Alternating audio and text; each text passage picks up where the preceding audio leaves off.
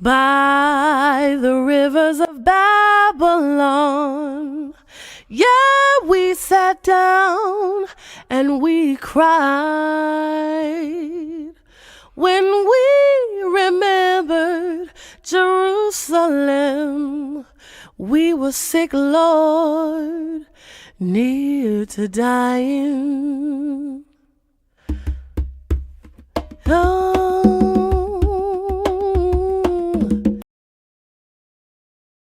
By the rivers of Babylon, yeah, we sat down and we cried when we remembered Jerusalem. We were sick, Lord, near to dying.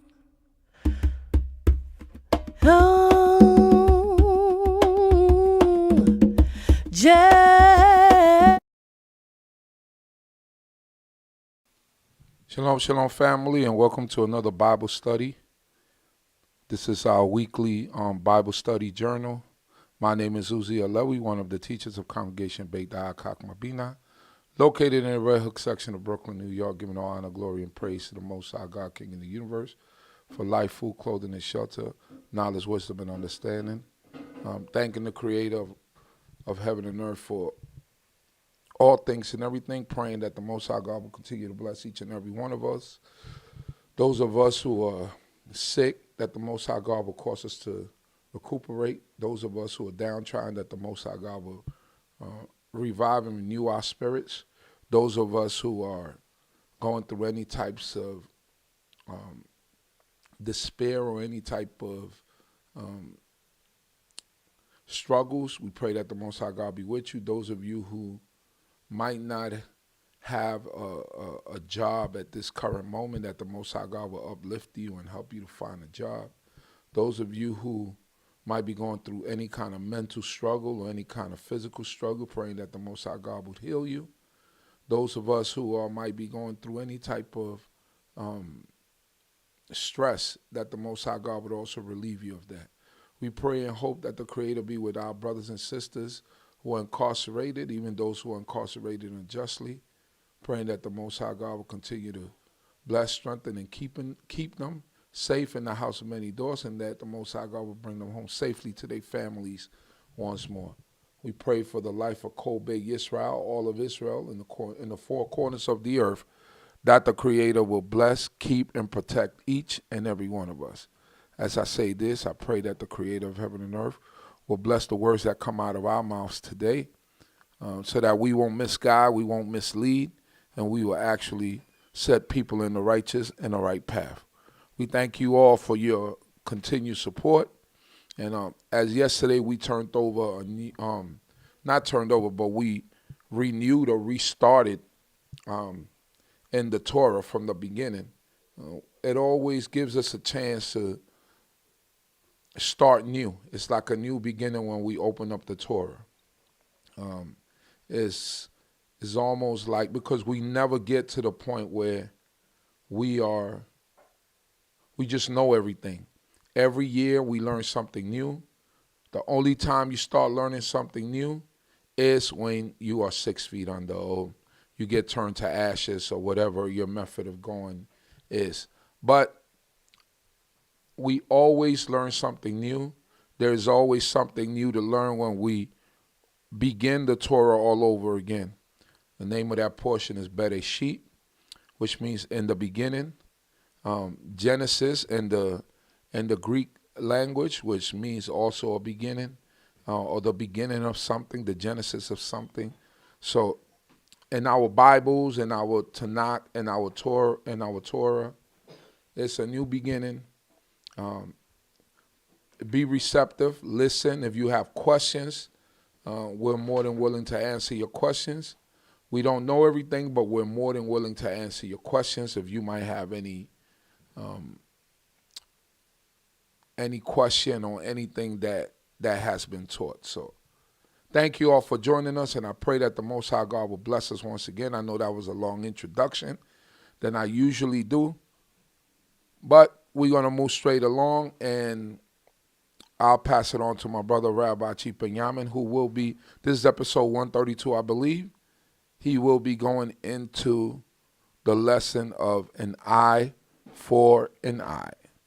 Rabbi Chief Binyamin, how are you?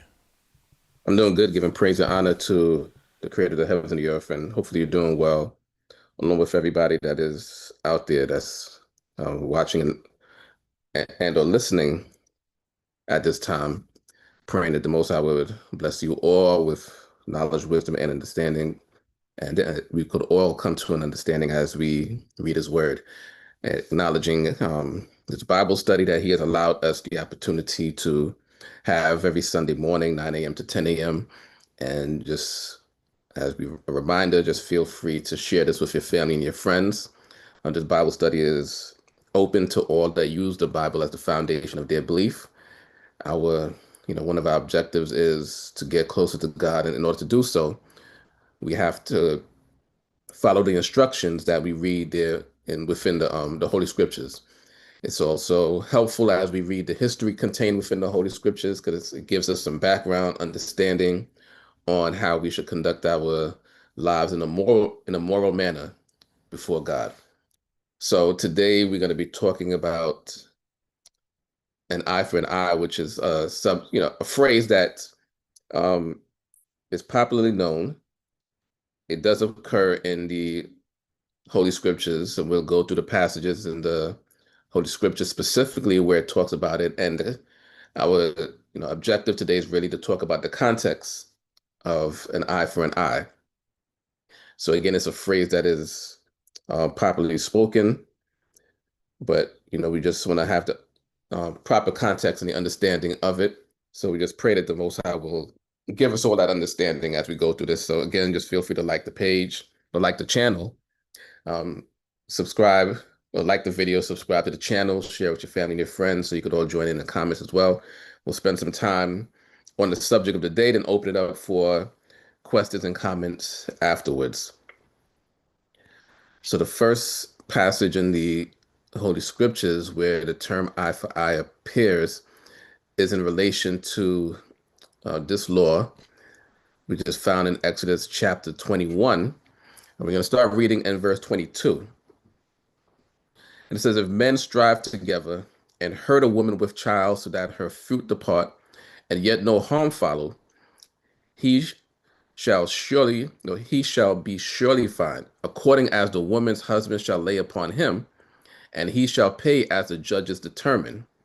But if any harm follow, then thou shalt give life for life, eye for eye, tooth for tooth, hand for hand, foot for foot, burning for burning, wound for wound, stripe for stripe." So this is the first passage that the eye for eye term comes into play. And the entire phrase, that, as people may know it, is eye for eye, tooth for tooth, foot for, hand for hand, foot for foot, as it says in verse 24. And of course, continue on with burning for burning, wound for wound, stripe for stripe. But the eye for eye is a judgment that is inflicted by courts. So where judges judge a matter, and they would see that there is the need for retribution. And when you read throughout this Holy Scriptures and read throughout the instructions of God, and God gives judgments for various crimes that people may commit based on disobeying his instructions or disobeying the commandments that he has given or disobeying the statutes that he has given, then there are judgments that have to be applied. And these judgments are applied by righteous judges selected by the children of Israel.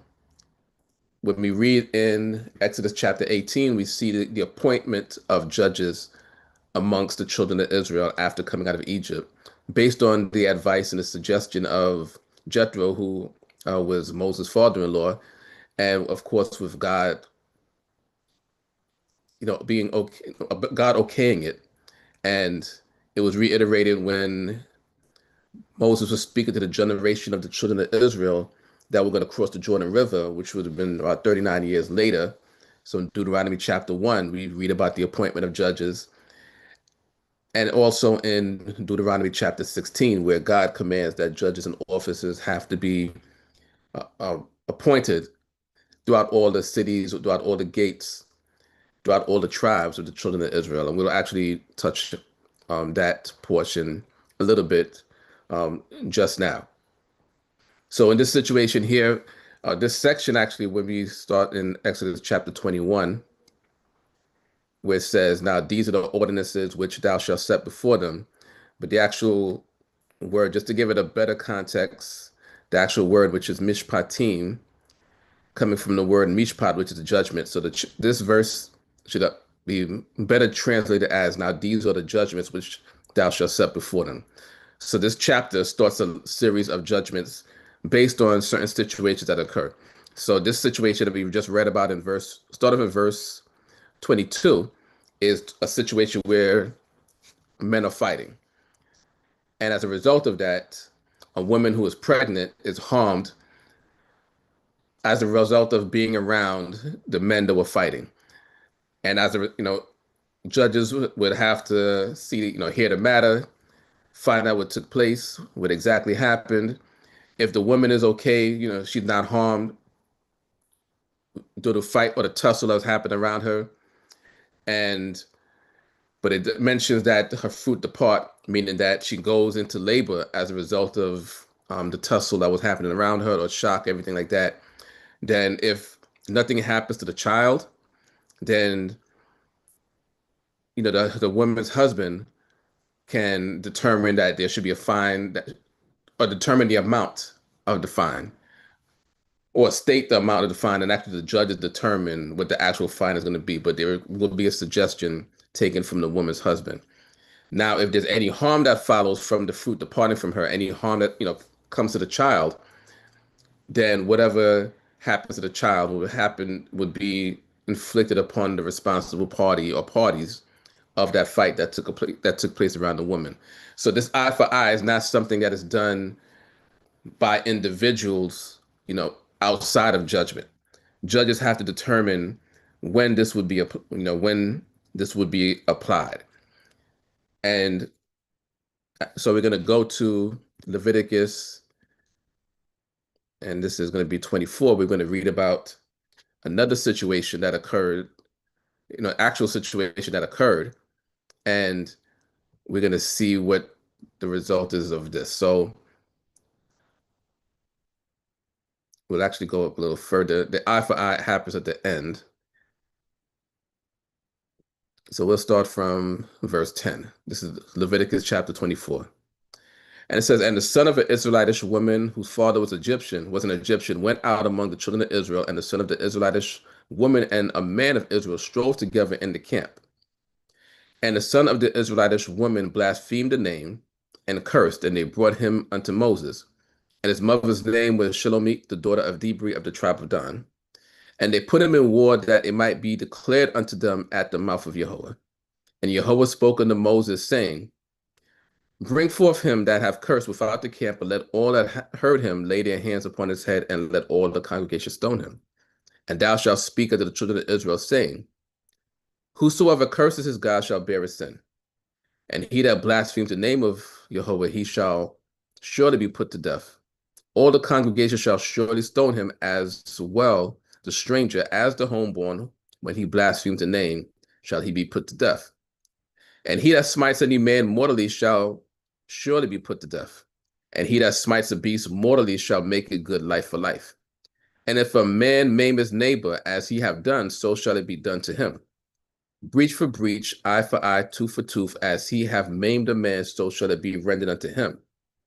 And he that kills a beast shall make it good, and he that kills a man shall be put to death.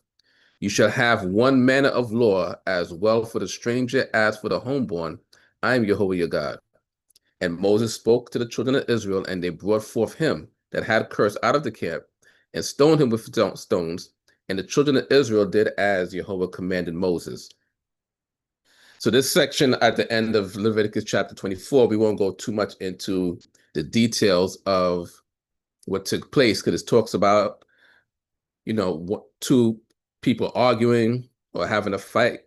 And as a result of that, one person cursed the name of God, and when people heard that cursing of the name of God, they brought it to Moses' attention.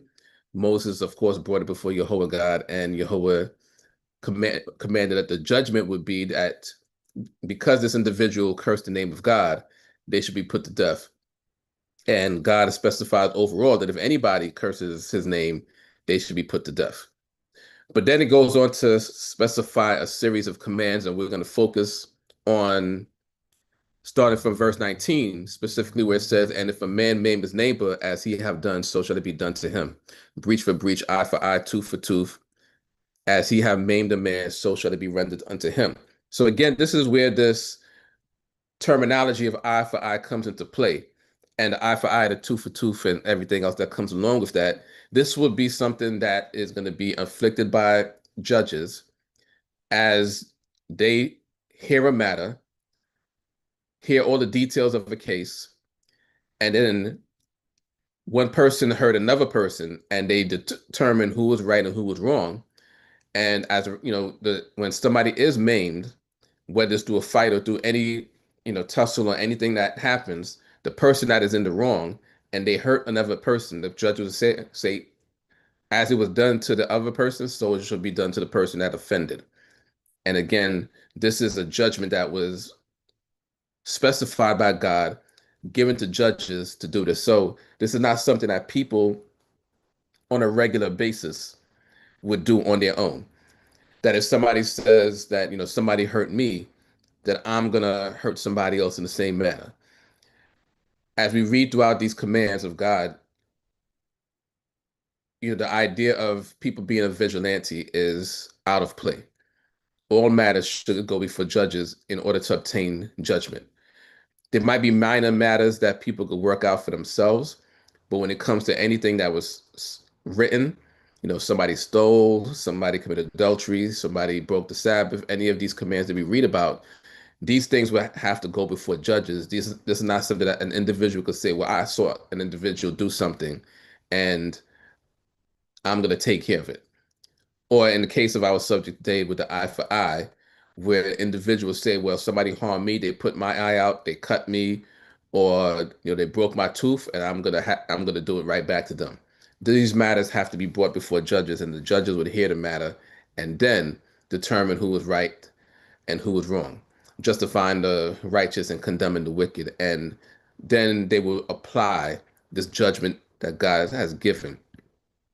The last passage that we're going to go into for our subject is in Deuteronomy chapter 19. And we'll start, and this is where it starts talking about judges overall. And we'll go, this is actually going to go to the end of the chapter. And it's going to talk about false witnesses. So we'll start from verse 15, which says, one witness shall not rise up against a man for any iniquity or for any sin, in any sin that he sinned. At the mouth of two witnesses or at the mouth of three witnesses shall a matter be established.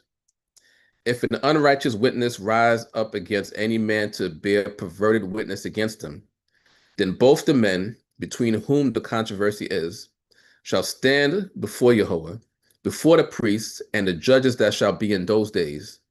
And the judges shall inquire diligently, and behold, if the witness be a false witness, and have testified falsely against his neighbor, then he shall do unto him as he had proposed to do unto his brother. So shalt thou put away the evil from the midst of thee. And those that remain shall hear and fear, and shall henceforth commit no more any such evil in the midst of thee. And thine eye shall not pity. Life for life, eye for eye, tooth for tooth, hand for hand, foot for foot. So this is the final of the three passages in the Holy Scriptures that talk about eye for eye, of course, in conjunction with tooth for tooth, and as we see here, life for life, and in conjunction with hand for hand and foot for foot, as we've seen in the other places. Now, this isn't a matter of someone bearing false witness against his neighbor, as is one of the 10 commandments we read in Exodus chapter 20. thou shalt not bear false witness against your neighbor. So this is giving the judgment of someone that does bear false witness. They might have seen something happen, or they might not have seen something happen, but yet they've been called, or they volunteered to give testimony in this case, in this court case, about a situation, and they're going in as a liar, saying that they saw something that they didn't see, or they may have saw something, but they're perverting the actual facts of the case in order to have a judgment be put upon someone that is not deserving of the judgment. So now after the judges do their diligent inquiry and they do their search and they check everything out, they investigate the matter, they get information from other witnesses and testimony, and then they find out that amongst those that are in this litigation that there is one or there are those who are actually lying about what they saw, or lying about something that they didn't see at all, that whatever the judgment was going to be for the alleged perpetrator, then that judgment will be put upon the lying witness or the lying witnesses. So say this was a case of murder, where someone is on trial for murder. And of course, as we know through the judgment of God, that the punishment for murder would be that the murder would be put to death. And then you have people giving false testimony saying that they saw this individual or they witnessed this individual commit the murder, or they, even if they didn't see it, or whatever testimony that they may give to allude to this person that is on trial being convicted of the murder. Then when it's found out that these witnesses were lying, of course, this person that was on trial would be vindicated and they would be let free. But the punishment of murder is death. So this witness or the witnesses will be put to death as a result of that.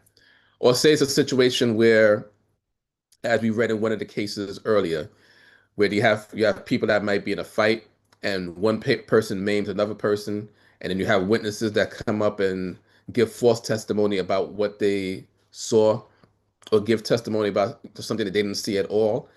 And you have this individual or individuals that are on trial, and the judges are trying to determine, someone has their tooth knocked out, or they have a cut upon them, or broken, bone, or whatever it is, a broken hand or broken foot. And the judges know that based on this case, that the judgment would be whatever happened to the offended was going to be put upon the offender. Now these witnesses come up, they give lying testimony, the judges find out. So now, as a result of that, the person that was on the trial will be let free, and these witnesses that were trying to get this person jammed up, as the terminology we use today, then whatever judgment was going to be upon the person on trial would happen to that witness or those witnesses, and they would have their tooth knocked out if that's, if the person that was offended had their tooth knocked out, and of course the judgment would have been to one that did it have their tooth knocked out, etc. So these are the situations, or these are the cases where the eye for eye actually come into play within the Holy Scriptures. So it's going to be based on something that judges do, and it's not something that people can just say, well, as it's done to me, I could do it to somebody else. So today we just wanted to go over the context of what eye for eye really is, the passages that they actually occur within the Holy Scriptures, and to give an explanation or description of these cases that surround this concept of eye for eye. And, in conclusion of our subject, as we mentioned the name of Jehovah God in our Bible study, just wanted to reiterate it again, that, you'll hear us say the name of God, pronouncing it as Jehovah. Many people pronounce the name as Yahweh. And the reason for that is whenever you read in the Hebrew text of the Holy Scriptures, that the name of God appears in the places where you might see the words the Lord in the English text, where the word Lord is in capital letters or just have a capital L. And the consonants in the Hebrew language for God's name are Yod He Waw He, which corresponds to the English characters YHWH.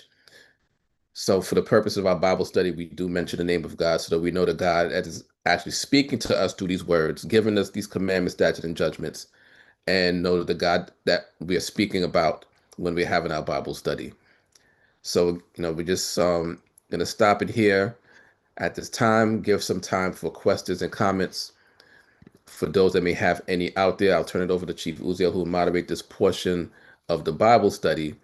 And, we'll focus on the subject of the day first, but if there's any other questions on any of the subjects, we'll take time out to answer that as well. And as a side note, for our next Bible study, it'll just be an all Q&A session or all question and answer session. It won't be a specific subject for our next Bible study. And also bearing in mind, we do have the open topics of whether or not birthdays should be celebrated, and also whether or not the Star of David, or also known as the Shield of David, should be something that is used. So those that have information or research on either or both of those subjects, feel free to email us info@dcb.org with your information, so that in the future, and hopefully the near future, we can have a discussion on those subjects. Again, that's about birthdays and about the Star of David.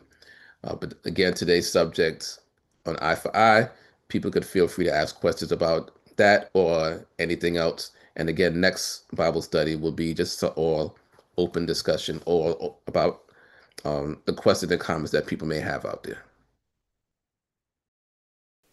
Hallelujah. Torah by Rabbi, and thank you all for joining us. We see here some of the questions that are left. Things they don't discuss in church. Rights. What's your opinion on this? Matthew chapter 5, verses 38 through 42. You have heard that it's said, an eye for an eye and a tooth for a tooth. But I say to you, resist not the one who is evil. Slap right cheek, offer left. Think you got to go to the precept. Yeah. Matthew chapter 5, 38, 42.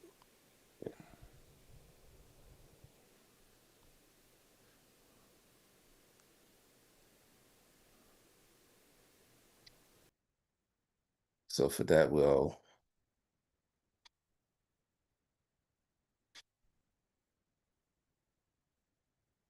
(38 through 42). You have heard it. Yeah, from 38. You have heard that it have been said, an eye for an eye and a tooth for a tooth.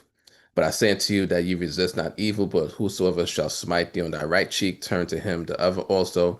And if any man will sue thee at the law and take away that coat, let him have that cloak also. And whosoever shall compel thee to go a mile, go with him twain. Give to him that asks thee, and from him that would borrow of thee, turn not away. This is in contradiction to what we read. Not a stark contradiction, but it's, as we spoke earlier about the eye for eye, this was to be something that is inflicted by judges. So now if somebody is going to receive the punishment of eye for eye, yes, on one hand, they would have to accept the punishment, but it wouldn't go beyond what the judges would determine. So now if a situation, because as we read, the eye for eye and tooth for tooth come from the judgments that we read in the three specific cases we read earlier. And along with that, you have the foot for foot, the hand for hand, the burning for burning. You also have the life for life. So now, say in the situation with the life for life, a person wouldn't be able to give up more than the life for life, of course, in that case. And as it mentioned with the eye for eye, it's going to be the judges determine that it's going to be the right eye, left eye, whatever it is, and the burning and everything like that, the tooth. So a person, again, this is a situation of judgment, and a person would not and should not be willing to give up more personally than what the judges would determine upon them. Now, this is probably something that's spoken more on a moral level, but the term, as it started off saying in verse 35, based on the passages that we read in Matthew, because it's telling people to do something other than what, more than what God has already specified for the judges to do.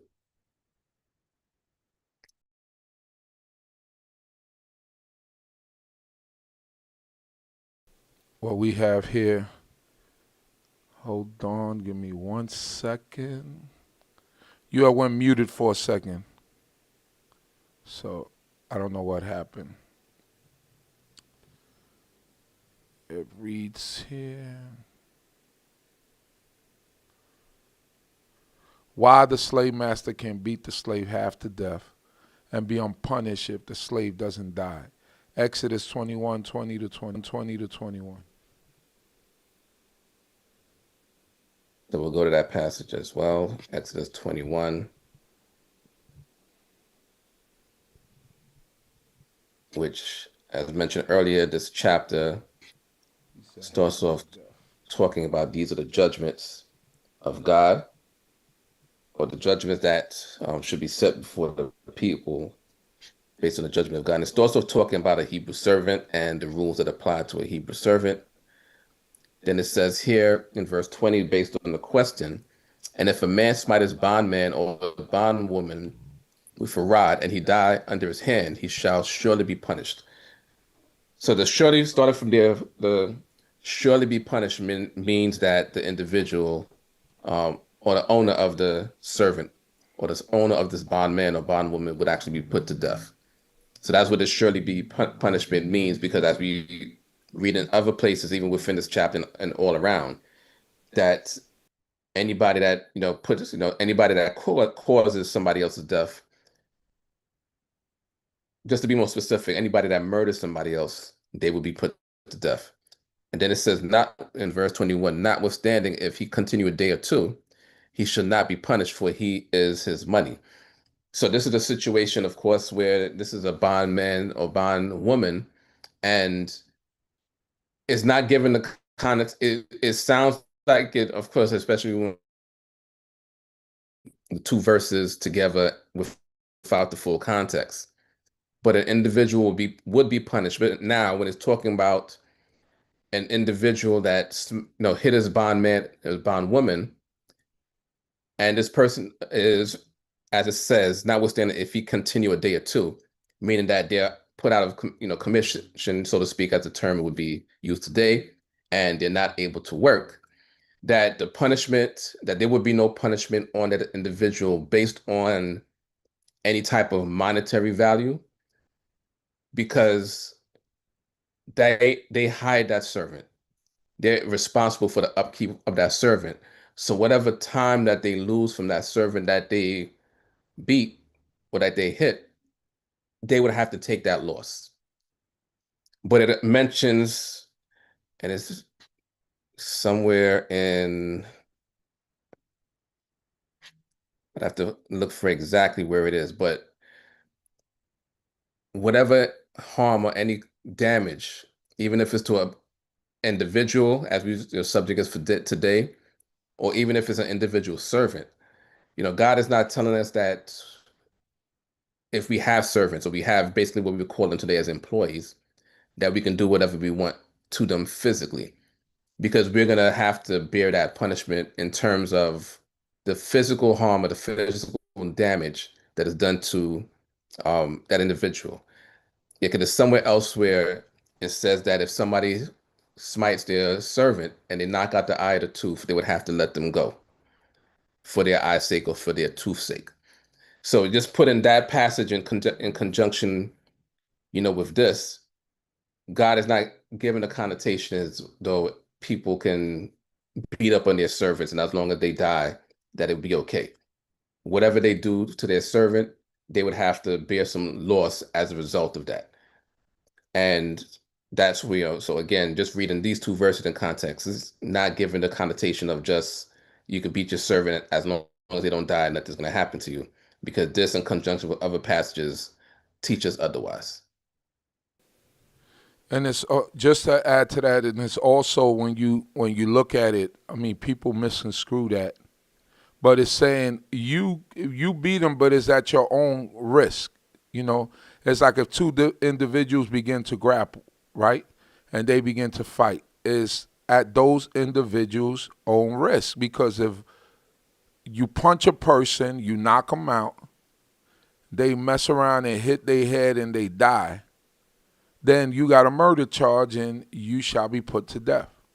You know, so it's like, yeah, you could correct your servant, you could do whatever it is that you do with your servant, but is that because he's your hire, you paid for him. But at the end of the day, whatever outcome happens, if that servant loses his or her life, then as an individual, you are held accountable for that, because the laws of the Creator supersede everything, which is that you shouldn't take an individual's life if they don't deserve, their lives don't deserve to be taken. What do you say about that, Rabbi? Yeah, that's basically the gist of what we read in all of these commandments, that the judgments, have to fit the crime. And when it comes to just the difference between a quote unquote person that owns another person that has a servant, that they still have to bear the responsibility, but they would also get the additional penalty of that monetary loss. So just showing that, you cannot actually do whatever you want to your servant, because you're going to have to bear that responsibility even beyond what it may happen to a normal, or not no normal, but any other individual that people may have a fight with or a hit. So basically, and the passage that was actually right after, because I just want to add this to the question, and it's right after the portion of the eye for eye, foot for foot, and it mentions, and if a man smite the eye of his bondman or the eye of his bondwoman and destroy it, he shall let him go free for his eye's sake. And if he smite out his bondman's tooth or his bondwoman's tooth, he shall let him go free for his tooth's sake. So this is in conjunction with whatever happens to, whatever you do to another person is going to happen to you. But the additional aspect of it is the compensation, because you're not going to knock out your servant's eye and the judges determine whatever the situation happens, and you get your punishment, and then you still get to have this person as your servant. In addition to that, you're going to your servant's going to be let go free. So you're going to lose. So you're going to lose money, quote unquote, because of this. You're going to lose a servant because of the harm that you did. So this is just the connotation of the context, just putting everything into perspective. And also, just to keep it in the same vein of the servant, there's a law that says that if a bond servant runs away from his master, and he runs to you for secure or for succor or some type of protection, that the law says that you shall not return him to his master. So that could also be an instance. It doesn't say why the servant runs away, but that could also be an instance of abuse or a master dealing too harshly with a servant, right? And probably in some instances you will see the physical damage that's done. So servants being punished was at your own risk, right? Because if you harm an individual to the point where you knock out an eye, a tooth, you break a hand, a finger, whatever, not only are you messing up your money, that you're also in danger of losing your life or causing your money to just escape. And whoever it goes to, it is required by that person not to bring it back to that individual. Let me see, what's the next question? I just wanted to go to the passage that you were just talking about, Yeah. so people can see it. Deuteronomy 23, verse 16. Thou shalt not deliver unto his master a bondman that is escaped from his master unto thee. He shall dwell with thee in the midst of thee in the place which he shall choose within one of thy gates, where it liketh him best. Thou shalt not wrong him. So just wanted to read that. So that's Deuteronomy chapter 23, verses 16 and 17. So there are, as we read here, there are laws that protect servants. Remember, when we get to the law of the individual who, when he says, when it's time for the year of release and it's time for him to go, and it says you give him enough so that it suffices him so that he could get going and he could go back to his land or whatever it is. But that servant actually says, no, I like it here. I love my master. I love, his family he might have built there. He said, I don't want to go. That's actually a great situation for that person. That servant is not under duress and abuse. That's why a person will choose to do that, to stay with someone living on that person's land because of the treatment that they got. The opposite of that is mistreating a servant, right? So it's showing, the Tanakh is showing the actual occasion because these things happen. People mistreat servants. People mistreat spouses on both ends. So it's giving you the actual solution for it. If you're being mistreated as a servant, as a bond servant, you have the option of running away, like a lot of our ancestors did when they were being mistreated, when they were under bondage. They will run away. They will come up north for what they felt was going to be a better life. So it is with this bond servants. They run away, and when they get to your land, they don't become servants again. You got to put them in a good spot, make sure that they okay, and make sure that they live well within your land. They don't, not because they ran from one person that they were serving under, they come to serve you. No, it doesn't work that way. I don't know if you wanted to add to that, Rabbi. No, that's it. All right, here we go.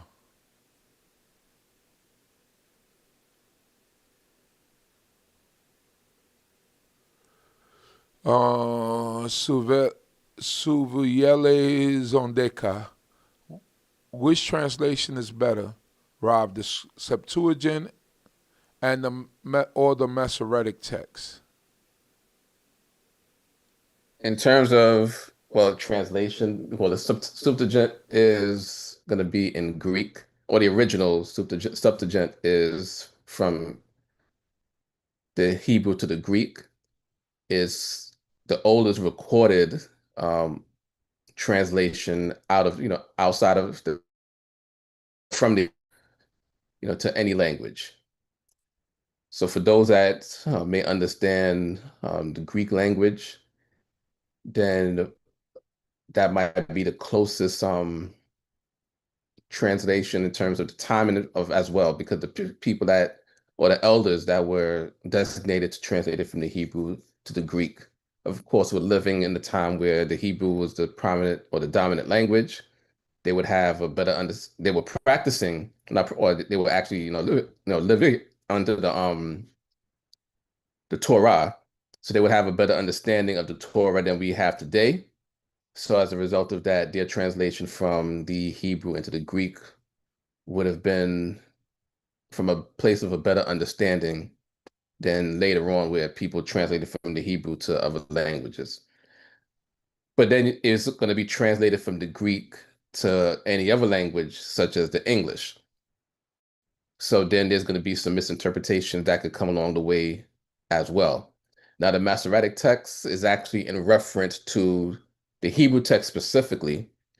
So when you read the Hebrew Bible or Old Testament or Holy Scriptures where it's all in Hebrew, the Hebrew text wouldn't change from one to another in any of those books, as long as it states that this is the Masoretic text, because that is going to be the Hebrew code that is used from that time. It was this is somewhere like 13th century. This is of course CE up until now.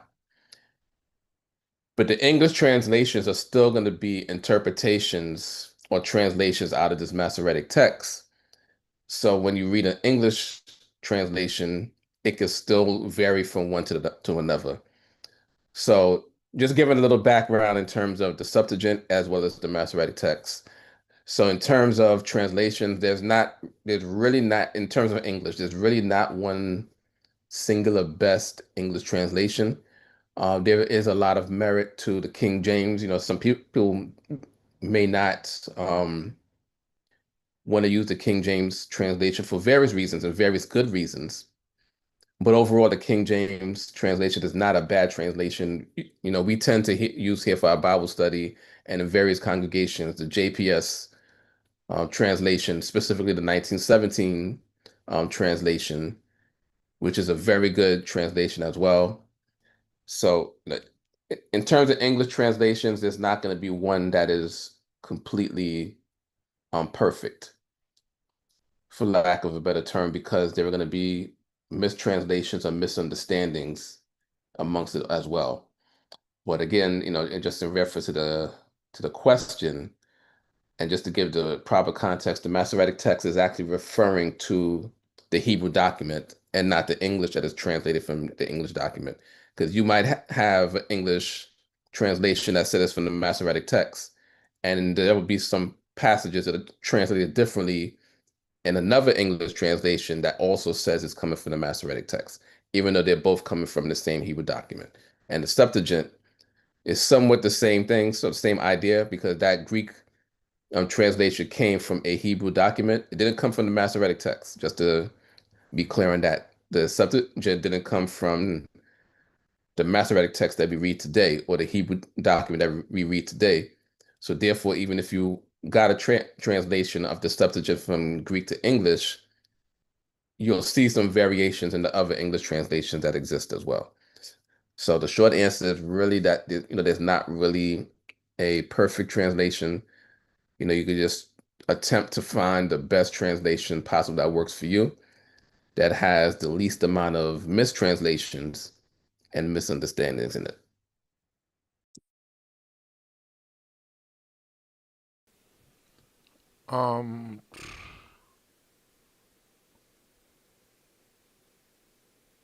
Got here.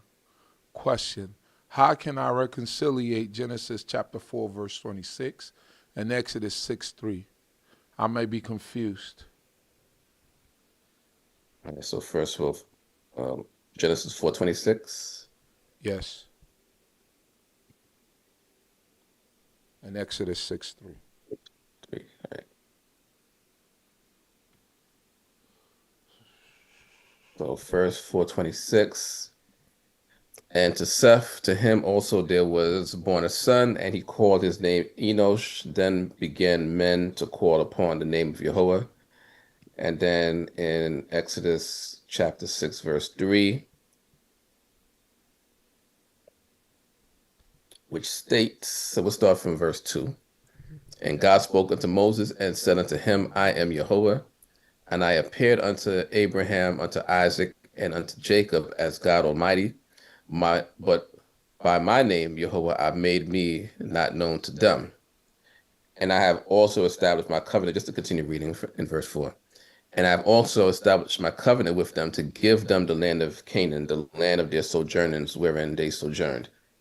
So from what we read in Exodus chapter 6, verse 3, and you know, the common interpretation of this is that Abraham, Isaac, and Jacob did not say the name of God.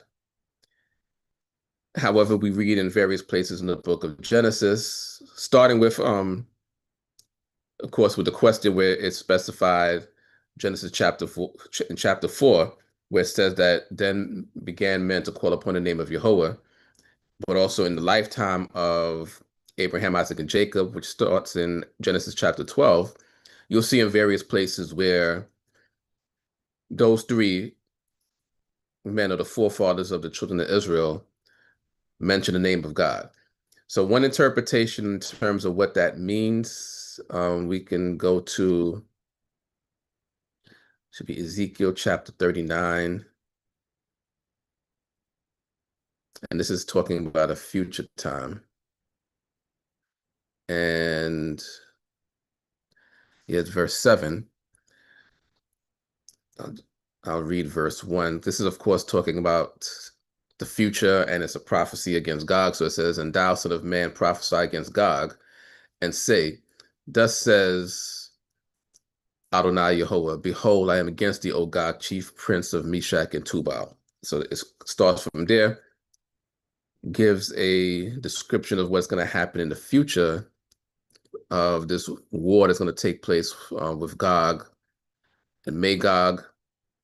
And then in verse 7, let's read verse 6. And I will send the fire on Magog or Magog, is that actually the proper pronunciation? And on them that dwell safely in the isles, and they shall know that I am Yahweh. And my holy name will I make known in the midst of my people, Israel. Neither will I suffer my holy name to be profaned anymore, and the nation shall know that I am Yahweh, the Holy One in Israel. So this beginning of verse 7, it says, and my holy name will I make known in the midst of my people, Israel. So it's saying that when this situation takes place, this war takes place, and God is going to bring the children of Israel back into the land. This is after this war takes place. Of course, we read in the various other places in this section where they'll be burying the dead for 7 months. And these are the things that we know about that take place with this war. But this phrase is knowing the name of God is having a certain situation come to play or come to pass. And people may not understand the revelation of it at the time, but when it actually comes to pass, then God gives this phrase of knowing his name because he has fulfilled a promise of something that he has spoken about. So when it came to Abraham, Isaac, and Jacob, they knew the name of God in the context of just knowing the name, but they didn't. And hopefully this answer makes sense. They knew the name of God in terms of knowing the name as we pronounce it, as Jehovah, or they might whether they pronounce it Jehovah or they pronounce it Yahweh. We read in the text that they were pronouncing the name of God, so they knew who God was and they knew his name. But when it came to the promises that he was given to each and every one of them based on the covenant that he made, they were not alive to realize that covenant come to fruition, or the promises of that covenant coming to fruition. So now when we read in Exodus chapter 6, when God is speaking to Moses, and then he's saying that, yeah, they knew me as God Almighty, but by the name Yahweh, I was not known to them. They didn't know of the aspect of Yahweh in terms of the fulfiller of promises. So as we read here in Ezekiel, like today, this is talking about something in the future. So we know God's name today of this present time, this calendar year of 2025. We know God's name at this time, but now God is saying within this Ezekiel chapter 39 that when the events of this chapter come to pass, then it says, and my holy name will I make known in the midst of my people. So just think of it as a concept or a Hebraic frame of thought of knowing someone's name is not just talking about the literal pronunciation or acknowledgement of a person's name, but also knowing someone's name is the fulfillment of a promise that was made. So when God brings all these things to pass in Ezekiel chapter 39, then it gives that phrase that he'll make his holy name known in the midst of his people, because we're the individuals, of course, and hopefully it'll be in our time, but the individuals that actually witness this will actually understand that God is or Yahweh, God is the fulfiller, of promises. And there's another passage, I'll find it shortly, also in the book of Isaiah, and it'll also explain the same thing. But if I don't find it in the next, I guess, minute or 30 seconds, then we could go to the next question. And I know it's in Isaiah. I think it's 52. And you'll also see the same phrase mentioned there.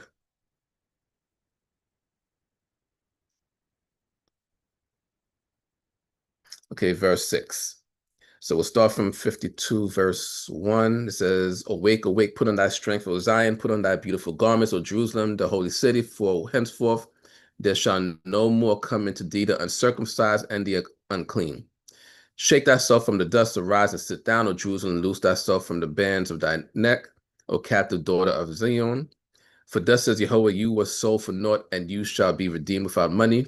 For thus says Adonai Yehovah, my people went down aforetime into Egypt to sojourn there, and the Assyrian oppressed them without cause. Now, therefore, what do I hear, says Yehovah, seeing that my people is taken away for naught? They that rule over them do howl, says Yehovah, and my name continually all the day is blasphemed. Therefore, my people shall know my name. Therefore, they shall know in that day that I, even he that spoke, behold, here I am. So, read verse 7 just to put everything into perspective. How beautiful upon the mountains are the feet of the messenger of good tidings that announces peace, the harbinger of good tidings that announces salvation, that says unto Zion that God reigns. So, also, as it says here in Isaiah chapter 52, when God brings the children of Israel back into the land that he has given them as an inheritance, gathering them from all of the countries that we were scattered into, as it says in verse 6, therefore my people shall know my name. So today, again, in this calendar year 2025, we know the name of God, but the revelation of God's name via his promises being fulfilled is, again, a Hebraic concept of knowing. Just that entire phrase, knowing somebody's name, is just think of it as a Hebraic phrase of a promise being fulfilled. So hopefully that does make sense. But just wanted to go to those two passages, Ezekiel chapter 39, Isaiah chapter 52, and just think about this in perspective of us today, that these are future events being spoken about in these two chapters. And God said that in that time we will know his name. And but also knowing that we know his name today in terms of the English literal interpretation of knowing God's name, but just using these two passages to show that knowing someone's name is also a connotation of a promise being fulfilled.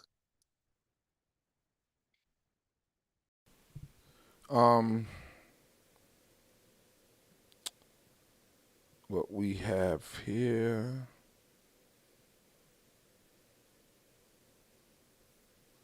Give me 1 second. I just had it and I lost it.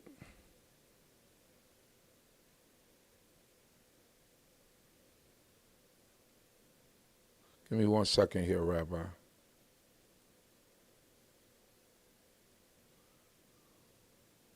These questions are just flying all over the place. All right. From Z. Binyamin, are the limbs, parts mentioned in the eye for an eye verse the limitation of that law?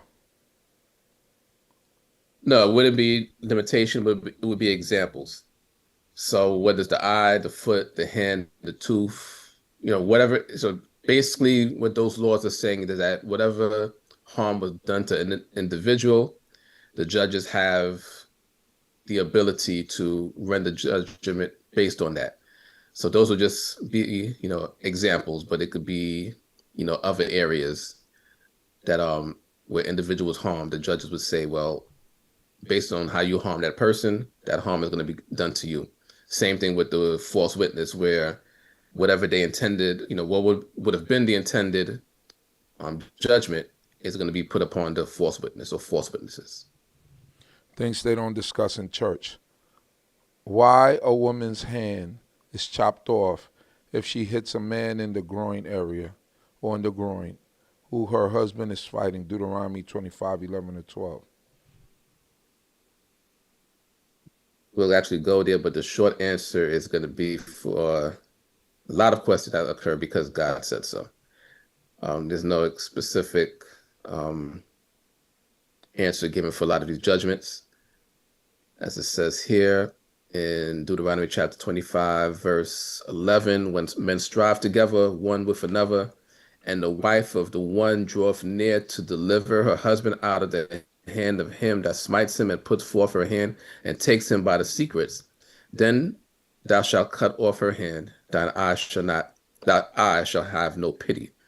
The main reason is based on the question because God said so, but of course is the judgment that God gives, that he or she put forth her hands to hurt somebody's private parts, her hand would be cut off. Now, one of many interpretations is going to be that, of course, she can defend her husband, but she should find another method of defending her husband as opposed to striking him in the private parts or maiming him in possibly maiming him in the private parts where his seed would be cut off as a result of that. So her hand would be cut off as a result of her aiming somebody else to where they would have their generations, cut off. So that's just one of many interpretations that is given. But ultimately, it's of course because God said so. And also it goes back to what you said earlier. The consequences for Israelites, so the children of God fighting each other, are severe. Because a lot of times when you're fighting, emotion is involved. So when you get emotional, when you get angry also, that's an emotion. It said, anger resteth in the bosom of a fool. That's what Solomon told us. All these things come into play. So if you see your husband being handled, you're going to try to help, right? What Torah teaches us is to control those emotions. It says, he that could rule his spirit is better than he that could overtake a city. Meaning that it's much harder to control your spirit than to go to war and overtake a city. Because to control your spirit means that at times when you are being embarrassed, when you are at, it seems like at your ends with, you have to be able to control those emotions and those feelings. So that now the other part of the law doesn't come into play, which is you reach out, you grab a man by his privates, you crush. You're not going to just punch, or you're going to squeeze to make him feel that, and you could cause him harm and where he's no longer able to reproduce. Today we have science, of course, and we could say, oh, he's still reproducing. She just did that to get her husband freed from whatever, right? But Torah just tells us not to do it, tells the woman not to do it. And it goes back to brothers shouldn't be fighting brothers because it could lead to other things. Now you may say, all right, she's not grabbing him by his private parts, but you may say she picks up a brick and hits the man over the head. Now he dies. Now there's a judgment for that because the consequence for her husband and this man fighting, or the judgment shouldn't come by her hands killing him. Understand what I'm saying? So it goes back to ultimately we shouldn't be fighting each other. We shouldn't be putting our hands on each other. Of course, you're going to have disagreements. You're going to have arguments. That's on par with the course. But to put your hands on each other, you save that energy for the other people. That's the way we were taught. We could have all the arguments and disagreements in the world, but you start putting your hands on each other, then it goes to different levels, right? It goes to different levels. So, Rabbi? Yes, that's the basis behind this eye for eye topic that we read about or speaking about today, and everything else in conjunction is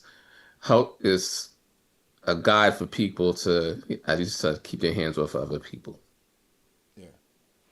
There's consequences. There's always you fight with your brother, you mess him up real bad. He doesn't lose, but he can't get up and walk. He messes up his back, or he breaks his arm and he can't work.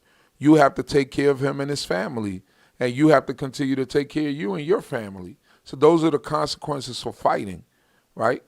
The Most High God know these things are going to happen, but it's also we have a choice. We have a choice between good and bad. So, and having a choice between good and bad, we have to be able to understand that there are consequences for every action that we take. There's consequences. So words bite sometimes, but it's better than and depending on what words you're using, because you could use words, right, in a certain way, and you could defame someone, or you could say something falsely about someone, and that could also come with consequences. But I'm saying, when you get into arguments and things like that, that's going to happen. But going into putting hands on each other, That's something completely and totally different. Let me see here. Suviele Zondeka. It's Psalm 40 verse 6. In Psalms 40 verse 6, it says, the body has thou prepared for me, or mine ear hast thou opened. I think that was more of a statement. I don't think that was a question. JDM question, did Adam and Eve actually see Yahweh? Genesis 3:8, Exodus 33:20. So in terms of the physical aspect of seeing God, and based on the question, the passages in Exodus, God told Moses that no one can see him and live. But there are phrases within the scripture where, such as when Jacob was wrestling with the messenger of God, he called the place Peniel, because he saw God face to face. Just paraphrasing what was said there. So and then it was the situation with Manoach and his wife. I believe in that passage, of course, this is right, where the messenger is giving the prophecy from God about Samson being born, that they also gave the phrase that Manoach himself said that they're going to die because they saw God. So there's a phrase of beholding God or seeing God. Again, this is also another thing in Hebraic interpretation or Hebraic thought. Where having an encounter with somebody, that phrase of seeing that person would also be used. So Adam and Eve didn't physically see God. They communicated with God, and it was in a manner of, this would be another question of discussion that can be had, afterwards. They communicated with God, face to face or mouth to mouth in a manner that, Moses had, conversation. And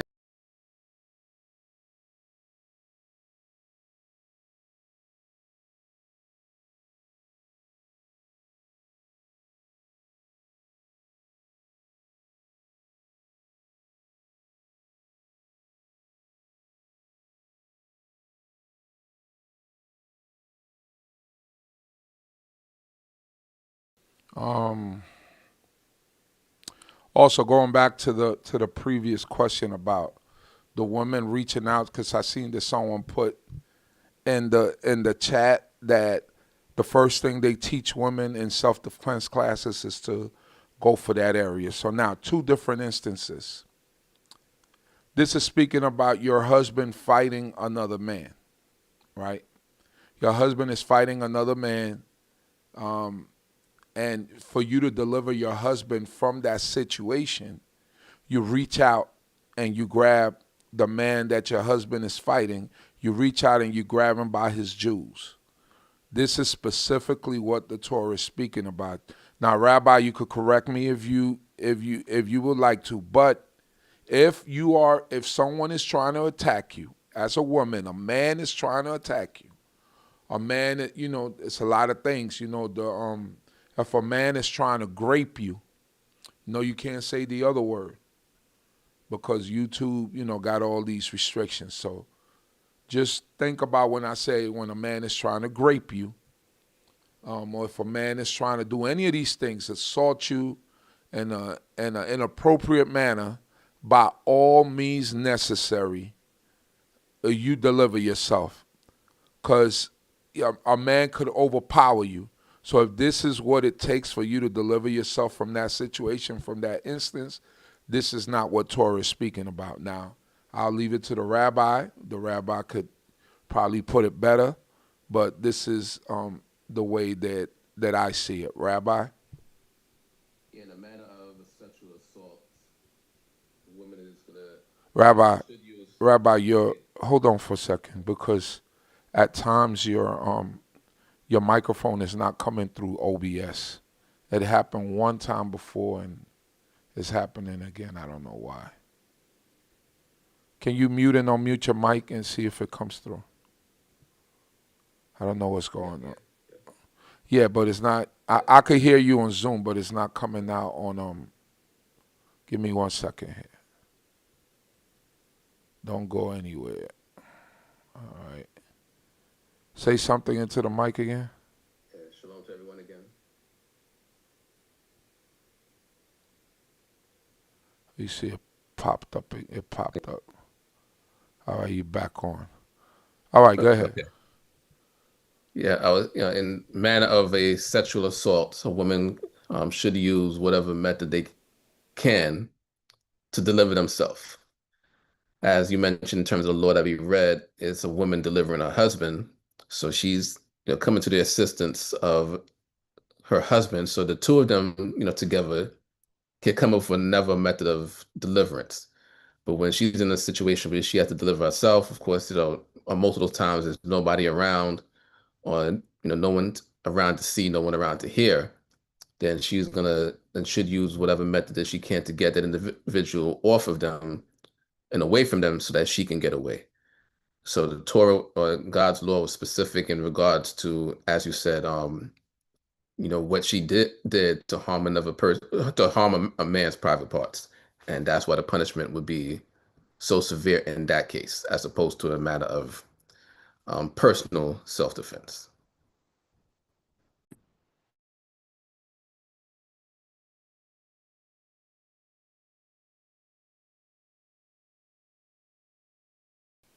Zubi Yellis on Deka says, Ezekiel 40 is it speaking of a future temple? Yes, Ezekiel chapters 40 to 48 is talking about the construction of another temple during the time of the restoration of the children of Israel. Is talking about the division of the land, during that time as well. Is reorganizing or restructuring the priesthood. Of course, we know that originally from the line of Aaron, and it still will be such, but more specifically, it'll be through the line of Zadok, who was a descendant of Aaron. So overall, Ezekiel chapters 40 to 48 is talking about the restructuring of the land, the rebuild or the building of a new temple, the restructure of the land that is going to be given to the children of Israel in the future. And of course, as we read, this comes right after Ezekiel's chapters 37 to 39, which starts to talk about that process of the redemption of the children of Israel, the valley of the dry bones, the stick of Judah and the stick of Ephraim being put together, the war of Gog and Magog. All of these things are future events. And then it leads into Ezekiel chapter 40 and onwards, talking about how the land is going to be structured. Yes, sir. And I just want to point out one more thing, because more things come to me because of the next question. Remember, this is when we talking about this eye for an eye thing and protecting and fighting and doing all these things. Every circumstance is different, and it's going to be judged accordingly. So, if your husband is fighting with another man and it's a straight up fight, hand with hand, that's most likely what it's talking about, right? If someone is attacking your husband with a knife, or someone stabbed your husband and your husband is in a position where he might be murdered, he might be killed, at this point, I would believe that the circumstances change, right? Because now we're not just talking about a common fight, two men with a fist. We're talking about now an object or a weapon is being brought in to take another person's life. Now I don't know how the rabbi would look at that, but that's why they said that when there's a matter that's too complicated, then you bring it up to the judges, because that would have to be something that the judges will have to determine and say, all right, there's more than just her delivering him from this man while they were fighting. There's another element that was brought into it. Rabbi? Yeah, there are going to be various, as we read these judgments that come from God, and the purpose of the judges being instituted, in the first place, they would have a certain, or should have a certain level of wisdom to see into these various cases that come before them. Now, what we're reading is just the judgments based on the cases that, can occur. But there are going to be, various things that could be determined. It's like when you have the judgment of stripes, it only says, don't go beyond 40 stripes. But there are going to be various punishments. Someone might get 5 stripes, someone might get 7, someone might get 13, whatever the amount is based on what the judge has determined. So there's going to be some leeway and, certain, I don't want to say that the judges can go the opposite to God's judgment because they really can't. But the judgments are based on a certain baseline that when this happens, this is the result. Now, the judges have to see within these cases to see it is exactly did these things happen before they can, bring forth these judgments.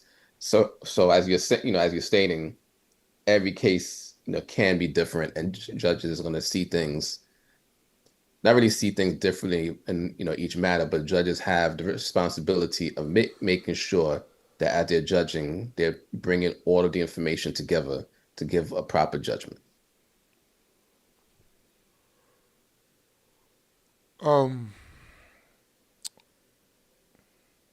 Is there a fine line between self-defense, aggression, and revenge?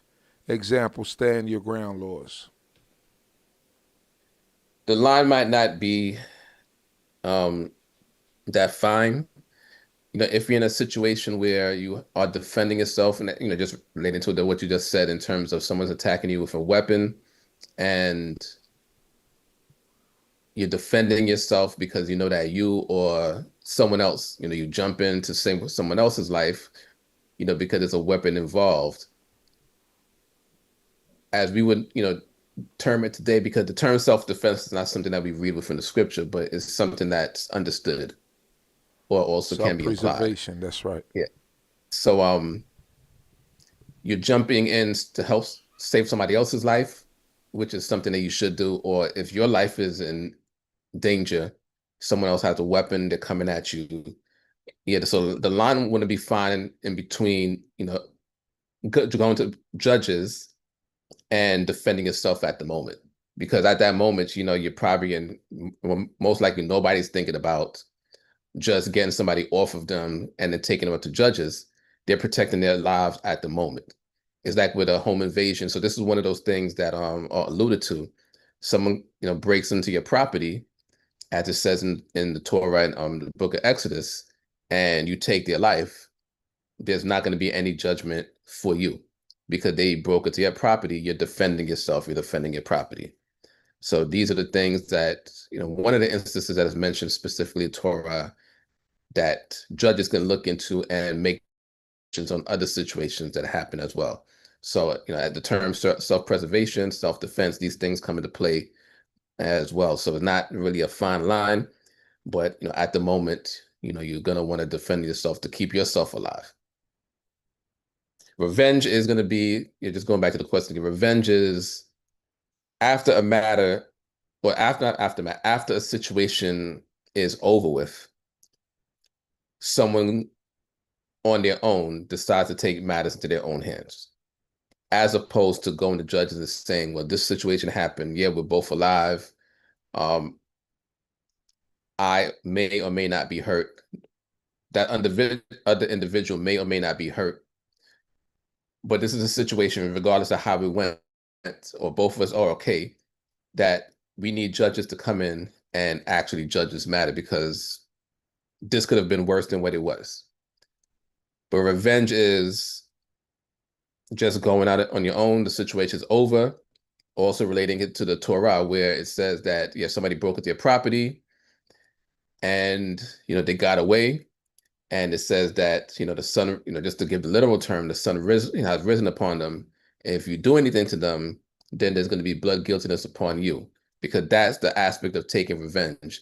That's where you had time, the person got away, you have enough people around you to apprehend that individual, bring him before the judges and state your case and say that, this person broke into my property and X, Y, and Z happened or didn't happen, and then let the judges determine from there.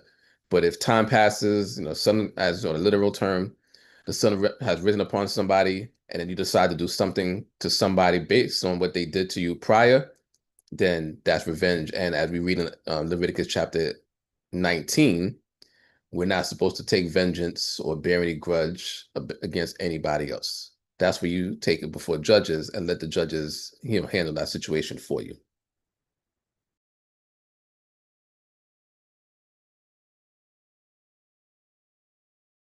Also, when we speak about stand your ground, now a lot of people who live in southern states and states where they're allowed to carry, they might know the rules a little bit better. Even with stand your ground, I believe in certain states, the force has to match the force. Meaning that in certain states, I don't know if all states, so y'all could correct me if I'm wrong. If somebody has a gun, and you could clearly see the gun, then you got to match the force with the force. If somebody's running away, even if they have a gun, but they're running away from you, you cannot shoot them in their back. I mean, these are some of the things that I've been told in certain states. That's why everything is not clear cut. Oh, he had a gun, but the forensic evidence proves that the person was running away from you, and they still had their gun in their waist or in their holster.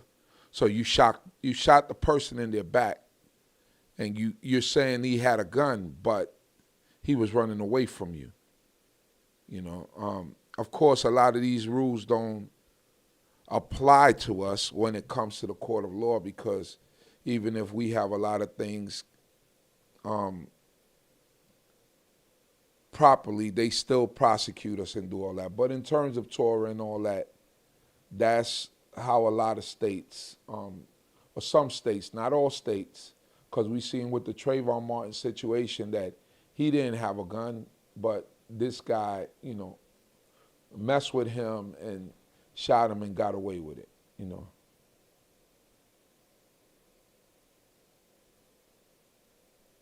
So let's see the next question here. So I will let the people who come from those states that know those laws better, chime in on that. Let me see.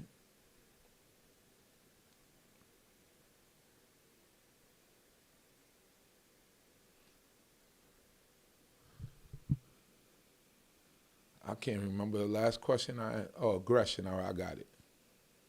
Next question from Z. Binyamin. Since we are returning back to Torah, should we also incorporate the eye for an eye law? If so, in your opinion, how should that judgment be given? So in terms of, my opinion, the eye for eye cannot be, properly instituted today, as with many of the judgments that we read about. It's like with Sabbath breaking. Sabbath breaking the penalty for that is death. And in the various, communities that we live in, our communities are within countries that have strict rules in regards to death and, the things, they're going to be punishing people that put somebody else to death. We can't claim, freedom of religion to inflict harm or death upon anyone. There are other methods that we can, use to ostracize or remove somebody from a community for, breaking Torah. But in terms of, eye for eye and any, type of punishment that causes harm to another person, these are very difficult to do, living in other people's, countries. And, we have to be mindful, of it from that aspect. So these are things we can keep in mind. It's the same thing as with sacrifices. We don't do sacrifices in foreign lands because God said not to. But even with that, with people do sacrifice or do certain things in foreign lands, there might be some punishments as it regards to that as well. So in various things, we have to be careful of what we do that will cause harm to another individual or to animals in other people's lands. But, we have, topics such as this so that we can have these things in mind, get the context of it, and then know how to proceed moving forward. We're not and should not allow people to harm each other in, our communities. And therefore, when things happen, either we're going to go to authorities that can, inflict some sort of punishment or on those individuals, or find some ways to ostracize or remove people from our communities. But also at the same time, we have to protect people within our communities, and where we don't have the ability to, inflict these punishments such as the eye for eye or the life for life, that's when we take it to the authorities of the lands that we're living in, who have jurisdiction over things like that. And of course, they don't follow Torah, exactly. Just like in the United States, every state has different laws in regards to the death penalty and capital punishment or corporal punishment and things like that. But there are some things that are just beyond our hands, and we might not get the exact retribution of the Torah, but we should be able to put people in the hands of the authorities that can exact some sort of retribution when things happen.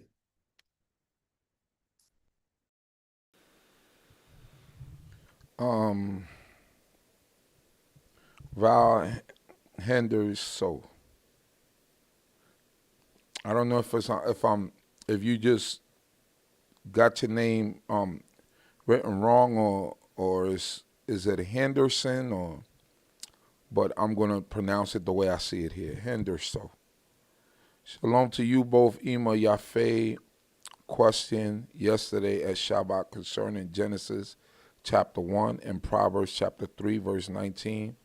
The first two verses states, "In the beginning Yah created the heaven and the earth darkness." I don't know what that is. I don't know if it's a question. JDM, my apologies. The sound went out during the answer. So scripture saying Yahweh walking in the cool of the day is figuratively speaking? Yeah, that would be would be figuratively speaking in terms of Jehovah God walking, because we know he doesn't have any corporal being. He's indescribable.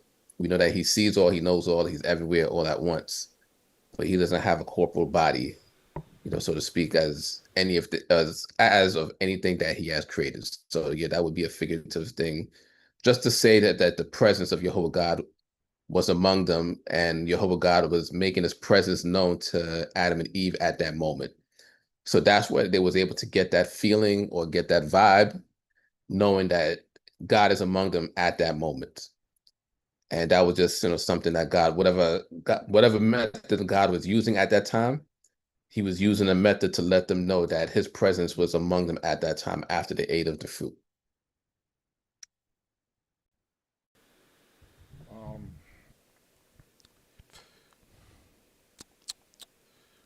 Question from Val Henderson. It was not Yah stating, "Let us make man in our image and likeness," was not the wisdom, understanding, and knowledge? Hold on. Question, walking in the cool. I just asked a question about walking in the cool, right? The next one is, was not Yah stating, "Let us make man in our image and likeness"? Was that not the wisdom, understanding, and knowledge? I guess the us, what they're trying to say. So that could be part of it. And that's just connecting to what was stated not too long ago in terms of Proverbs. Well, many people refer to Proverbs chapter 8, but also Proverbs all in Proverbs, it talks about wisdom and how God used wisdom to create. And that's just from the perspective of Solomon, using the information that his father King David gave him and the connections that they had with God, and just personifying wisdom in a manner that human beings could understand.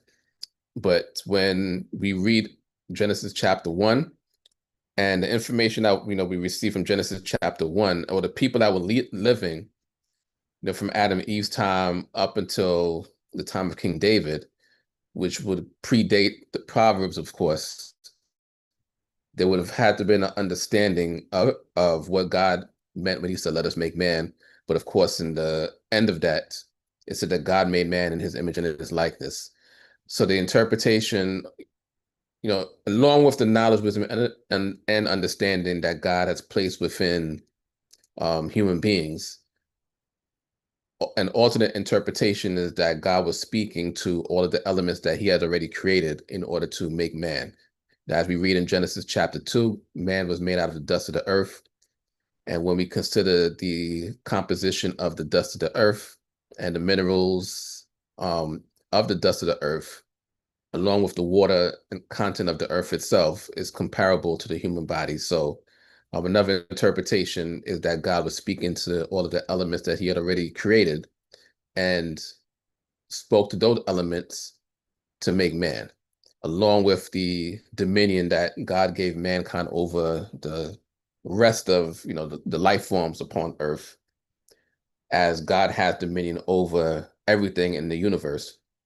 So these are some of the comparisons that are made when God said, let us make man, not ruling out the knowledge, wisdom, and understanding, but speaking specifically about the elements that were already created and the dominion that God gave to human beings over a portion of creation.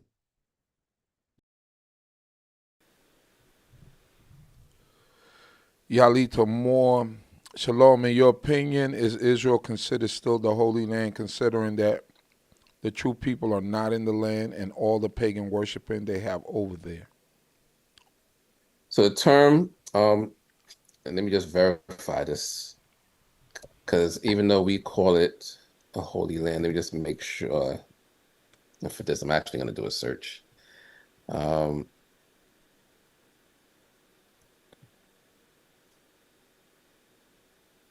So the only place that I see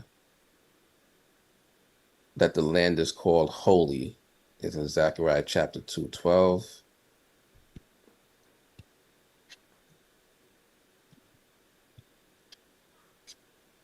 Because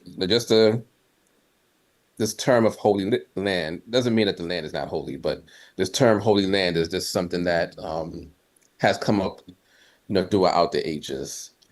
And Zechariah chapter had to do a search for this one just to see if there were any places that actually referred to the land as holy. And this is the only thing that came up.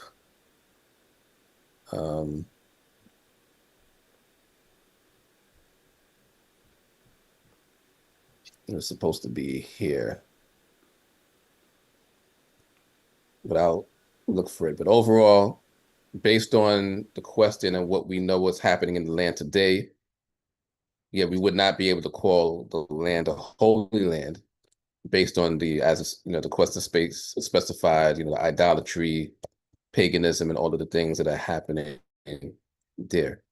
But when the children of Israel return to the land, then definitely there'll be a section of the land, especially where the house of God will be built, that would be known as a holy land. So in terms of today, yeah, the land would not be considered holy, just to give an answer for the question.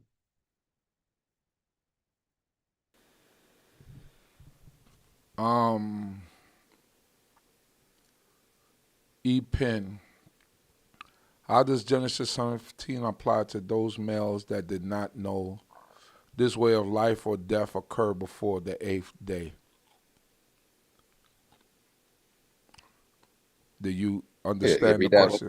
Read that again. How does Genesis 17 apply to those males that did not know this way of life or death occurred before the 8th day?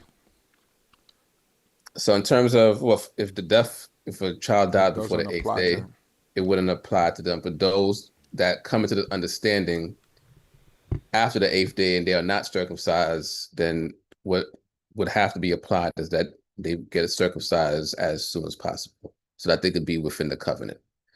So Genesis chapter 17, which is where God speaks to Abraham and gives Abraham the sign of the covenant, where he told him that he had to be circumcised and all the males of his household had to be circumcised, and gave the command that anyone born, any male child born, that on the 8th day of their life they be circumcised. That was the rule from that point and afterwards. But we live in a time where, again, even as the question specifies, we don't all come into this, or we don't all have this understanding from birth. And our parents, many of us, did not raise us in this way of life, because many of them were not in this way of life as well. But when they come into this understanding, or have come into this understanding, they should make sure that their male children are circumcised, or as grown males of any age come into this way of life. If we're not circumcised, then we should be circumcised.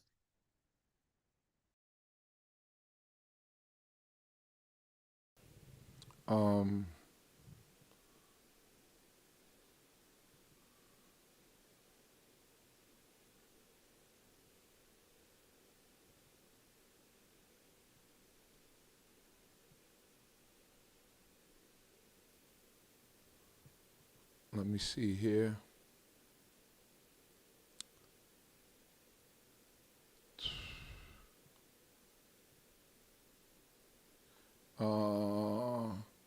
Micaiah, Yisrael, in Florida, some can defend themselves if they feel threatened. Z. Binyamin, question. Not a question, just insight. Stand your ground is matching force by force. If they are fleeing, you have to stand down. And flashing, drawing a weapon, and not using it is a felony. So that was just to answer some of the things from earlier, from two different perspectives, two different states. Things they don't discuss in church.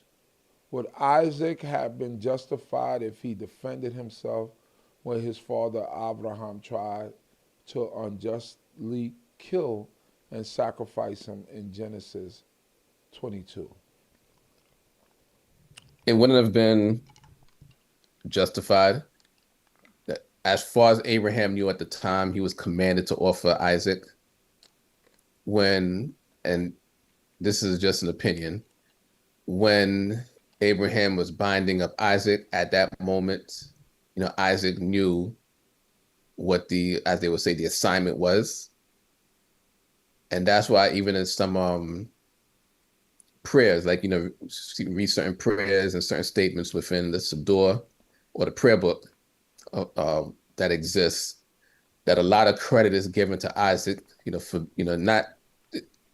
but a lot of credit is given to Isaac, and not only to Abraham. Abraham was being obedient, but also Isaac was willing to give himself up to God, as at that moment, both of them thought that that's what God really wanted, until, of course, God sent the angel and then spoke to Abraham and stopped him and let him know that, let him know it was a test, and then Abraham realizing that it was a test.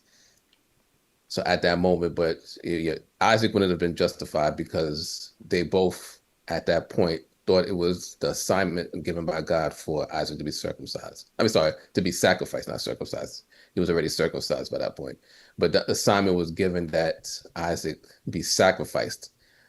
So again, in regards to the question, Isaac would not have been justified, based on the information that they were given at the time. I mean, that's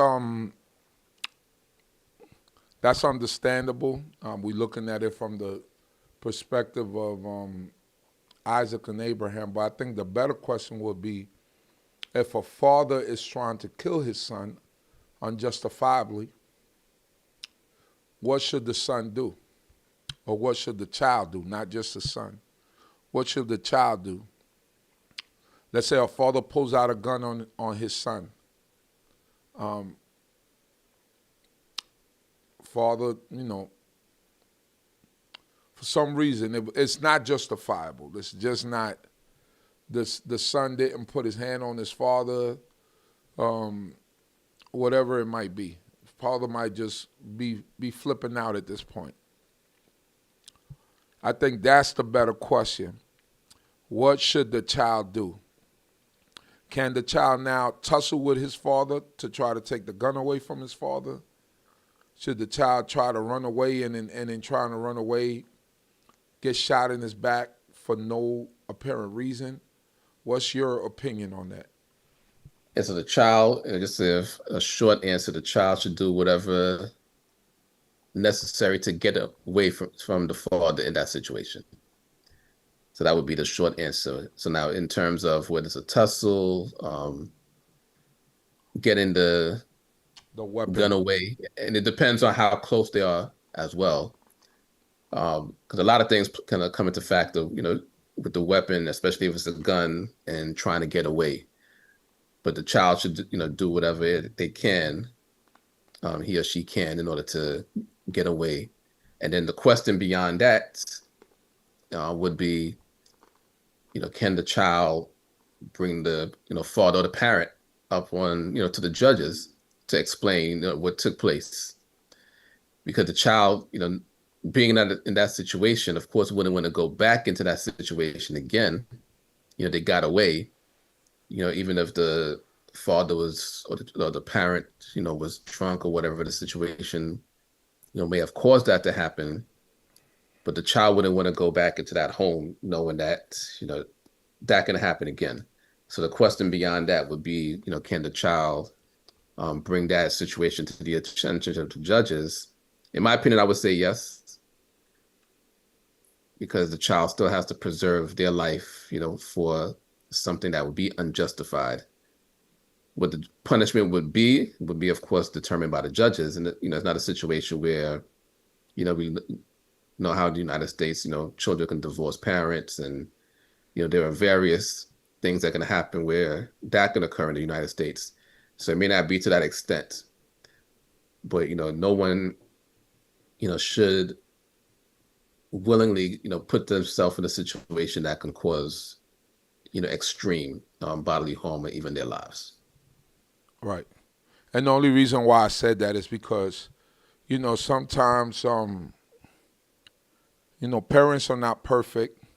Sometimes rage comes from induced alcoholism, whatever it might be. And there's been history and stories of, some individuals coming home and because they're drunk, they take it out on the children. They do things that normally they wouldn't do while they were sober, but they do put their families in harm's way in certain manners when they whatever it might be, drug induced, alcohol induced, or some people just flip out, so that's why I asked that question.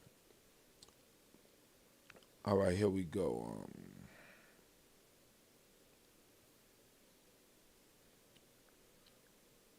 Z. Binyamin, also the situation has to be deemed unavoidable, which draws the gray area. Long story short, it's always best to walk away and use discretion.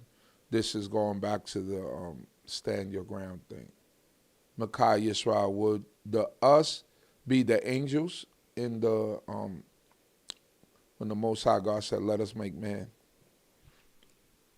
That can't be, completely ruled out.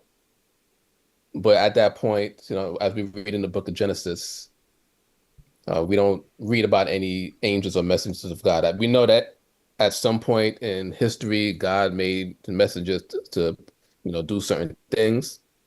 But at that point, we don't know anything about messengers. The first instance of any type of heavenly being, so to speak, was the cherubim that God placed to guard the tree of life after God, sent Adam and Eve out of the garden.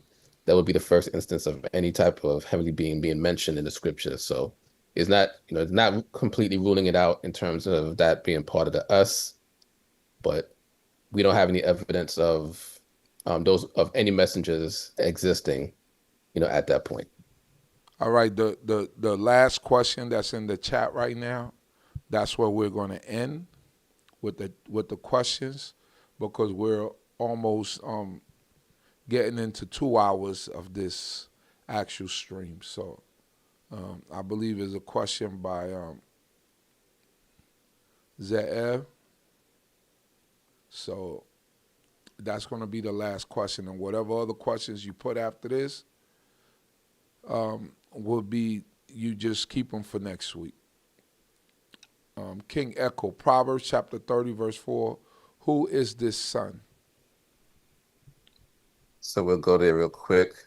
The short answer is that this series of questions in Proverbs chapter 30 are rhetorical, but we'll just read it so that other people may get the visual of it as well. So Proverbs chapter 30, we'll start from 2. Surely I am brutish, unlike a man, and have not the understanding of a man. And I have not learned wisdom, that I should have the knowledge of the Holy One, who have ascended up into heaven and descended, who have gathered the wind in his fists, who have bound the waters in his garment, who have established all the ends of the earth. Who is his name, and what is his son's name, if thou knowest? Every word of God is tried. He is a shield unto them that take refuge in him. Add thou not unto his words, lest he reprove thee, and thou be found a liar. So just putting that entire passage together. So the questions in verse 4 are actually rhetorical questions, because it starts by saying, who have ascended up into heaven and ascended. So it's not talking about God. It's talking about people that, as, just to clarify the allegory. God isn't, as we know, created the heavens and the earth.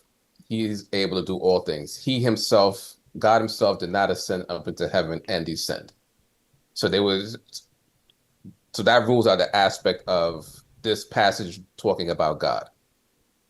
Compare this passage to some of the things that we read in the book of Job, where God is telling Job and God is telling Job's friends about his might, and that there is no human being or none of his creation that has done any of the things that he has done. And therefore, if there's no human being that has done and can do any of those things, then they should not be revered in any manner. And on the flip side, anything that God does, we as human beings or any of his creation should not question it. So the allegory of Proverbs chapter 30 is just saying that there is no human being that, or the rhetorical question, actually not the allegory, but the rhetorical question is that no one actually has done any of these things. And if there was such an individual, because this is talking about a human being, if there was a human being that actually went up into heaven and descended, if there was a human being that gathered the wind in his fist, if there was a human being that bound the waters in his garment, if there was a human being that established all the ends of the earth, then declare what that individual's name is. Because even at this time, there were people that were worshiping idols, worshiping false gods, represented as human beings in their idolatry, and claiming, as we receive today in the idolatry that exists today, that people make representations of a human being that they claim has done certain things. So this thing of idolatry was happening for millennia. So this rhetorical question is saying that if you have a God that is represented as a human being that was able to do all of these things, then what is that individual's name? And it adds to that, what is his son's name? And is adding that because human beings have the ability to reproduce. God does not reproduce. So this passage in verse 4 is not talking about God in any aspect, because God is beyond everything that we read here. So verse 4 is talking about, is there a human being that has actually done these things? And if there's an individual that has done these things, then state that individual's name. And being that it's a human being, they would also have, for the most part, have children or be able to have children. So state their name and state that individual's son's name if you're able to tell it. So that's why it ends with, if thou knowest it, because nobody was able to do that. So that nobody's going to know any human being that did that. That's why after that it says, every word of God is tried. He's a shield to them that take refuge in him. Add not unto his words, lest he reprove thee, and thou be found a liar. So these rhetorical questions are pointing us to the true and the living God who created the heavens and the earth, and it's taking our minds away from any representation of a human being that people may claim has or was able to do these things.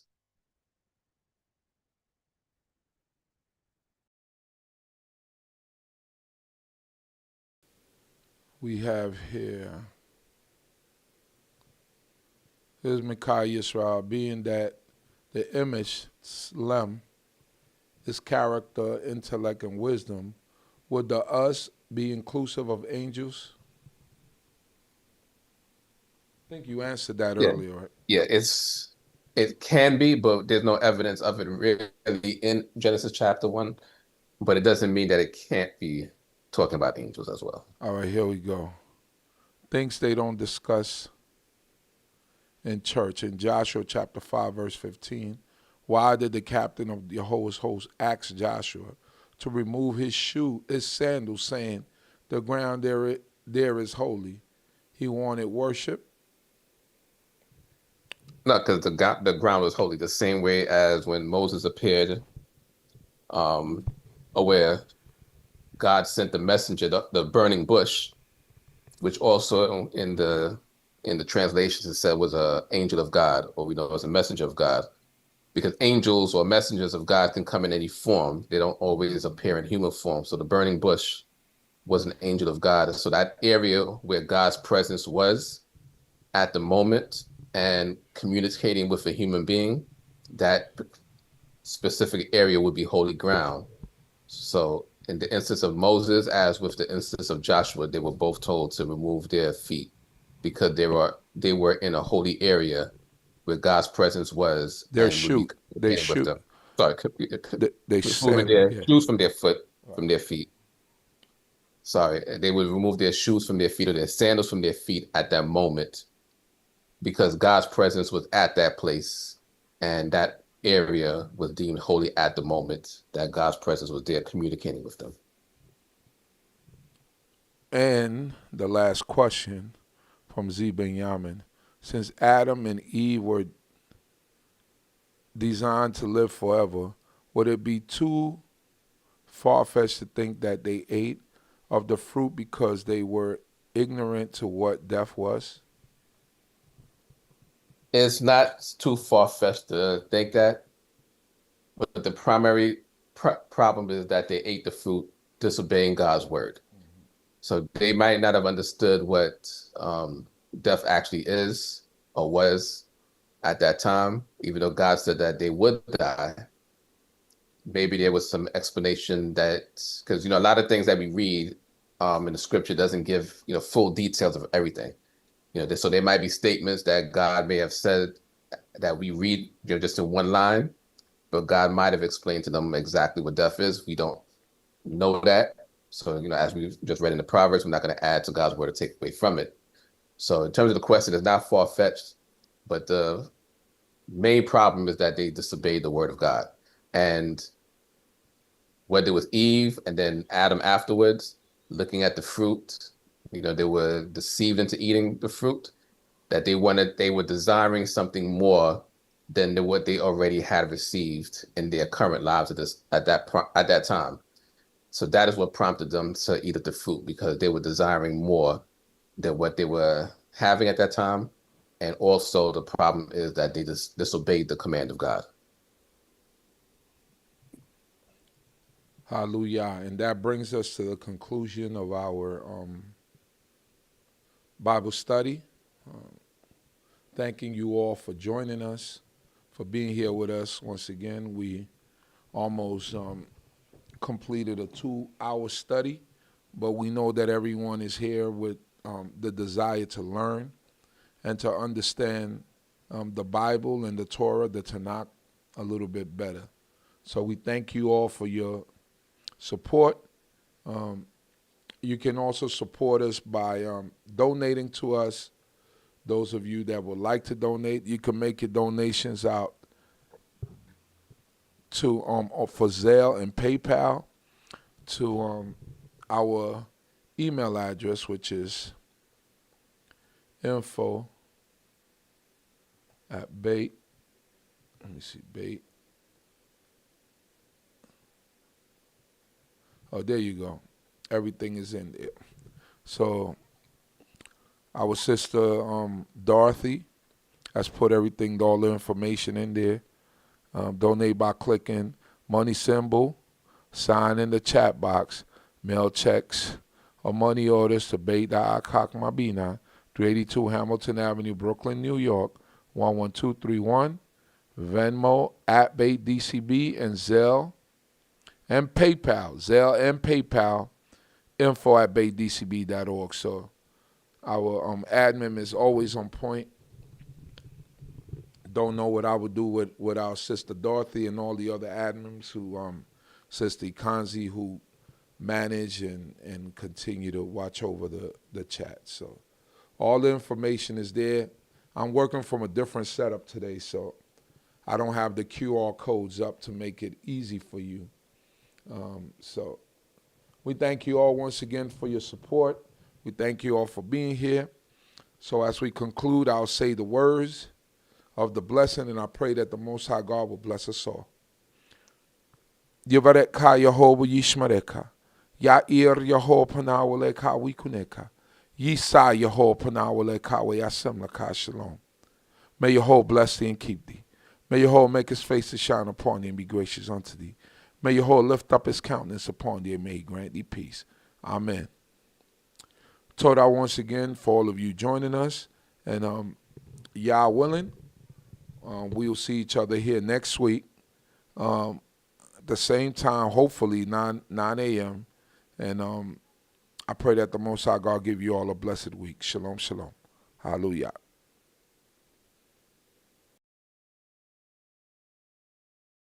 Let's get knowledge, wisdom, understanding. We'll do our standing. All praises to the Most High, his laws and commandments. The hot CHOKMAH BINAH here to push it through your speakers. Judgment, truth, and love should be coming from the leaders. Yeah, knowledge, wisdom, understanding. We'll do our standing. All praises to the Most High, his laws and commandments. The hot CHOKMAH BINAH here to push it through your speakers. Judgment, truth, and love should be coming from the